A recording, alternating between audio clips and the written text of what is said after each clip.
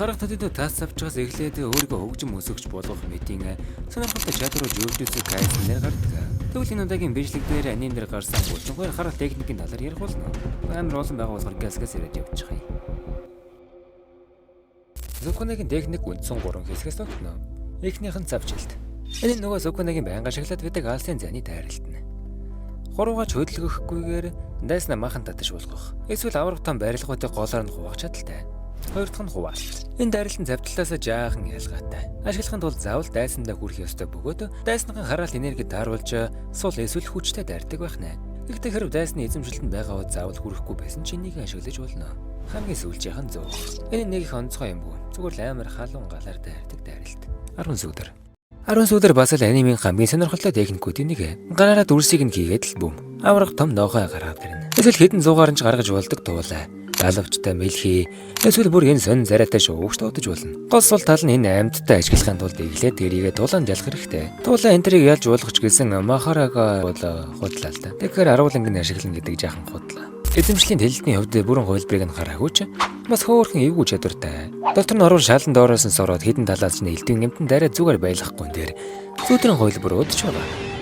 Махарагааг сургаад хідэн талаас нь дайрч байна гэд бодоод үзтээ. Цус удирдах чадвараар цусаа хөөсснээр удирдахаас гадна сум элдвээс бөмбөгч хийж болно. Ганц сул тал нь өөрийнхөө цусыг л ашигладаг болохоор дайснасаа төрүүлээд цус алдаад үжгэж магадгүй. Яг нь тулаанаас өмнө цусаа нөгөөсдөд биедээ авч явж ч ялгааг л дуусах нь ойлгомжтой. Чосогийн хувьд хагас хараал болохоор хараал энерги нь дуусахгүй л бол цус алдаж өгнө гэж айлтгүй. Хэрэг цус бий болгож чадахыг нь шинэ гарсан ангиудаас нь ч харж болно.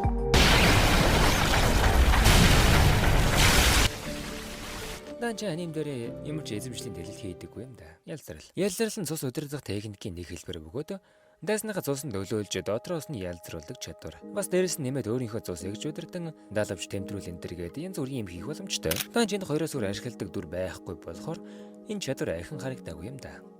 Хувилбар. Яг л нэр шиг. Өөрийнхөө хувилбарыг үүсгэхэд хамт тулгадаж болно. Тэгэл ер нь болоод өөр нэг яриад байгаа юмгүй. Сүнс буулгах. Сүнс буулгах чадвараар үгсэн хүнийг амьд байх үеийн 100% хүчтэйгээр дуудаж болно.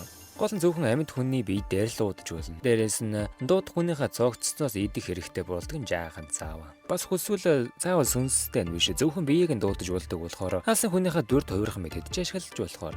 Нэг сонирхолтой юм нь чадвар ашиглагч нь үгсэн ч энэ техник үргэлжилсээр л байдаг байна. Сүнснийх нь орсон бие нь л өгчихгүй шүү дээ.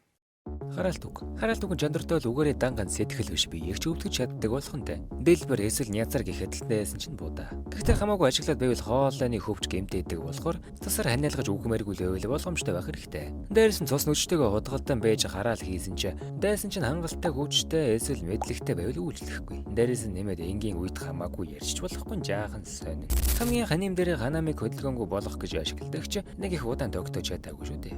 Хуулбарлах. Юудагийн энэ чадвар зүгээрч нэг шаринган шиг ажиллахгүй. Ашиглахын тулд Рика заавал хараал ашиглагчийн биеийн хэсгээс нь эдсэн байх ёстой бөгөөд амин эргэтэн байх тусмаа хуулбарлсан чадвараа олон ашиглаж болно. Дээрээс нь нэмээд эзэмшлийн хэлэлт ч бий. Спойлердохгүй тулд дараа ярьж өгье дөө тэрийг нь. Утсан хөөгөлтэй. Энэ роботыг санаж байгаа үстэй. Техник ашиглагч нь энэ мэд хөөгөлдөөнүүдийг удирдахаас гадна асар их хараалт энерги дамжуулан дүүгээрээ буулгах боломжтой юм. Гогжи олон жил хадгалсан энергиээр авраг том робот удирдан аимшигтай хүчтэй дайралтуудыг хийхийг харсан шүү дээ. Дээрээс нь нэг сонирхолтой чадвар нь иймэрхүү мэдээллийн хөөгөлдөөнүүдэд өөрийн ухамсарыг хийх боломжтой. Эзэмшигч нь өгсөн чи энерги нь дуусла оюун ухааныг нь хадгалсаар л байх ба өөрийнхөө нэг хувилбарыг хийж байгаатай л адилхан аж. Сүрлэн хөөгөлдөө. Нобарагийн энэ техник нь ерөнхийдөө үүд багаараа л гэсэн үг. Биеийнх нь хэсэгтэй хам сүрлэн хөөгөлдөөгээ сүлбүүл дайсандаа маш хүнд гэмтэл өгдөг ба энэ чадвараар махидод нилээн хүчтэй цохил өгöd авдаг. Дээрээс нь үсний хавчар дайралтаараа хадаасандаа хадгалсан энерги огцом тэслэх маягаар сүлбэн дайрдаг байна. Шибуягийн үйл явдлын үеэр сукунад алуулдаг хоёр охины нэг бас энэ чадварыг ашигладаг юм байна лээ. Яг сүрлэн хөөгөлдөө биш чигмэл ашигладаг л болохоос биш.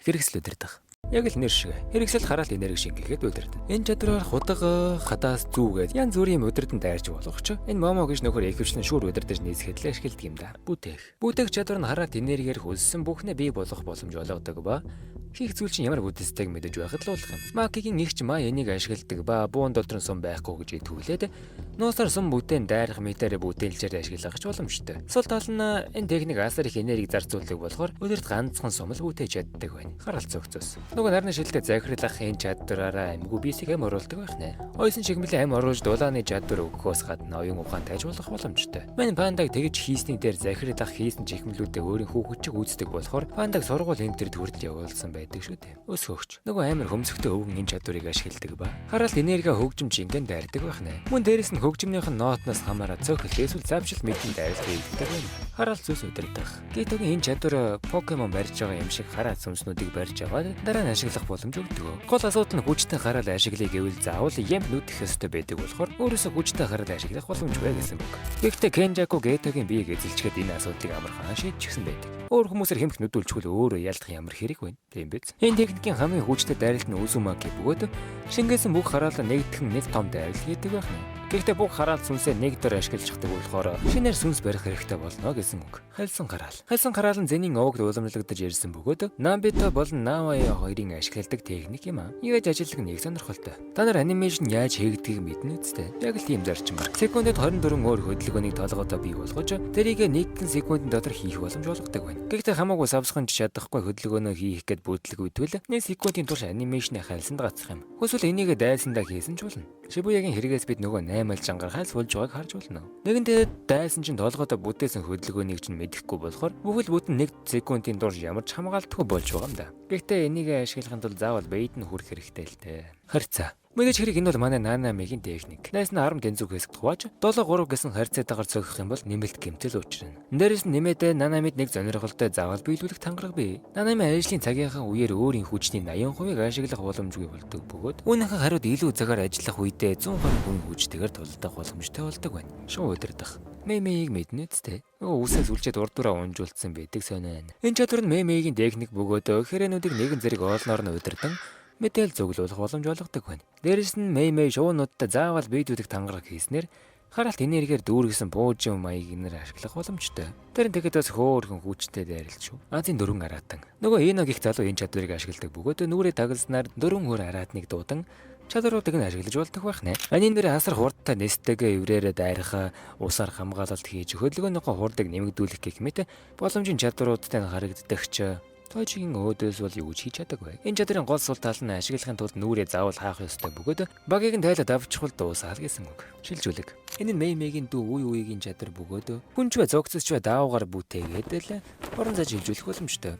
Хараад байхад Японоос Малайз руу шилжихэд бол нэг их асуудалгүй байх шиг байна лээ. Дээрээс нь нэмээд энэ чадраар хүмүүсийн сүнсийг ч хоорондон солих боломжтой. Яг нь тэгэхийн тулд заавал зөвшөөрлийг нь авах ёстой болохоор улаан тийм ч их ашиггүй. Эргүүлэлт. Нөгөө Shibuya-гийн үеэр гарч ирчгээд гай болоод байдаг сонин үстэй ахыг санаж байна уу? Тэр ахын техникийг эргүүлэлт гэдэг бөгөөд найсныхаа дайралтыг эсрэгээр нь эргүүлж хүчтэй болвол суулгал асар хүчтэй болгодог байна.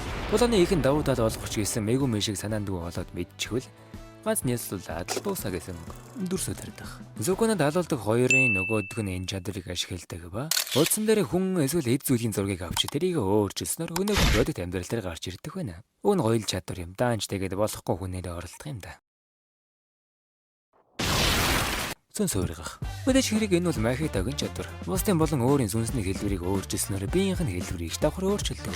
Тэгснээр өөрийнхөө биеийг дулаан давуу талтайгаар хуурах гасгаад бусдын биеийг агшааж сунгаж эсвэл бүр тесэлж тулаанд ашиглах боломжтой. Эсвэл зүгээр л гүрээд юу ч хүү зат татаж болно гэсэн үг. Эзэмшлийн хэлэлтэн төгс төгөлдрийн биелэл гэдэг нэртэй. Заавал онох дүрмтэй эзэмшил болохоор ямар нэг байдлаар сэргийлэх арга мэдэхгүй л бол дуусаа гэсэн үг. Гамшигын нахиа. Ханамигийн энэ чадвар данган завар ургамал ургуулж мотор жад бамба энтер хийхээс гадна дайсныгаа энергиэр хоололдог тесрэг бомбогч гаргах боломжтой чадвар. Энэ техникийн хамгийн сонирхолтой дайралт нь энэ цэцгийн талбай бөгөөд өрсөлдөгч ямар ч тулалдах хүсэлгүй болгодог байна. Энэ чадвар нь бүр гоожод шэсэг нөлөөсөн байдаг. Эзэмшлийн дэлэлтийн хувьд мөрөн дээрх лазерын заавал онох дүрмтэй эзэмшил байдаг гин. Гамшигын дөл. Гамшигын дөл нь Жогогийн ашигладаг чадвар бөгөөд асар өндөр температуртай гал хайлмаг зэргийг үүсгэхээс гадна үлэмж том гар аврах сойлорч бий болгох боломжтой. Нанами анимашн хөгөн хоёрыг нүдэрэмхийн зур яснаас нь ямар хон хүчтэйг нь харж болно. Төмөр уулын бунхан гих эзэмшлийн дэлэлтэнд орсон хэвнийг ч хэдэн секунд нүнс болгох ба гожо үнс болгохгүй шалтгаан нь яг гожо юм чинь. Гамшигын давалгаа. Энэ нөгөө улаан 8 ажны чадвар. Оргио хоосноос аврах том давалгаа үүсгэх дээрс нэмээ далайн анд дэгж удирдах боломж олгодог. Эзэмшлийн нөлөөлт нь маш гоё далайн ирэг дээр аваачих ч ганц гэмнэ тэр далайн ирэг дээр жоохон загсан тал хазуулах байх та. За жаахан ч арай биш юм аа. Мөнхнас машингийн энэ чадвар эзэмшигчээ мөнхнастай болгоно. Гэхдээ хөөгшрөлтийг зогсоож чадахгүй. Хэтэрхий удаан амьдрал иймэрхүү зарайтаагаас ийм зарайтай болж дуусган дээ. Дээрс нь нэмээд эрүүл ухаантай байхын тулд огтмол хугацаанд өөртөө догорсон хүнтэй нэгдэж байх хэрэгтэй. Нэгдэх гэж биеийг нь авахын хэлж байгаа шүү. Тэг чадахгүй бол тэгээд ямар ч хэрэггүй чадвар юм да. Өвчин намдаагч. Өвчин намдаагч мөн л тун ингийн. Ямар нэгэн гэмтэлтэй хүн дээр чадвараа ашиглавал тэр гэмтэл нь ахиж дордохгүй. Дээрээс нь өвчнг нь намдаадаг болохоор үргэлжлүүлэн дулаалдахад нэлээд тус болдог чадвар. Яг одоо өвчний шийдтнүүдэд төлөвлөр гэсэн юм уу та. Гайхамшиг. Энэ нөгөө уур хүрмээ шар өсдийн чадвар. Өдөр тутамд болдог жижиг хааз гайхамшгуудыг нүдэнд орох суудланд нь хадгалаад аюул насны аюулд орсон үед нэг нэгээр нь ашигладаг байна. Хангалттай хааз байгаад байвал өөхөхгүй гэсэн үг. Бүги. Мэж хэрэг энэ бол манай доодогийн чадвар. Хараал энергитэй биел байх юм бол алгад ажгадал байраа сольж дайсныхаа толгойг эргүүлэх боломжтой. Тулалцахад хамгийн ядаргатай чадваруудын нэг. Харамсалтай нь аним дээр магнитод гараа алдснараа доодо маань чадвараа гэж ашиглах боломжгүй болсон доо. Хязгааргүй. Гожгийн хязгааргүй ирж буй бие болон гожгийн хоорондоо хязгааргүй хэмжээний зай үүсгэснээр ямар ч дайралт хүрэх боломжгүй болгодог байна. Мөн бүхнийг сордог цэнхэр түлхдэг улаан их дайралт бай. Дээрээс нь энэ хоёрыг нийлүүлснээр нийлжагаан гих аимшигтай дайралт хийх боломжтой ба. Нэгэн зэрэг түлхэхэд датаад байхаар юу ч гоо тастаад ажигддаг юм шиг байна. Бас гожгийн техникээр холын зан шилжиж боломжтой. Нэг сул тал нь аимшигтай их хараалт энерги зарцуулдаг болохоор гож шиг 6 нүдтийн чадвартай дүрээ хөлөө ашиглан гэдэг бараг л готлаа. Цэцэг өвчний бурхан. Эмэгийн тулалддаг хараал энэ чадрыг ашигладаг бөгөөд өрсөлдөгч авсан докторхийн аврагч чуулгаар даруулан газар дор оруулдаг байна. Нэгэнд газар доошоо орвол 3-аас 1 хүртэл тоолол иглэх бөгөөд тоо 1 болгол авсан доктор хүн цэцэг өвчнөр өвчлөн нас бардаг байх нэ. Дээрээс нь эзэмшлийн дэлэлдэж би. Ихтэй нэг их онцгой юм үгүй л дээ. За ингээд дуусчих шиг боллоо. Иймэрхүү магаж үзмээр байвал лайк, subscribe бидрээ дарсан л дээр бах та. Дараа уулзъя бай.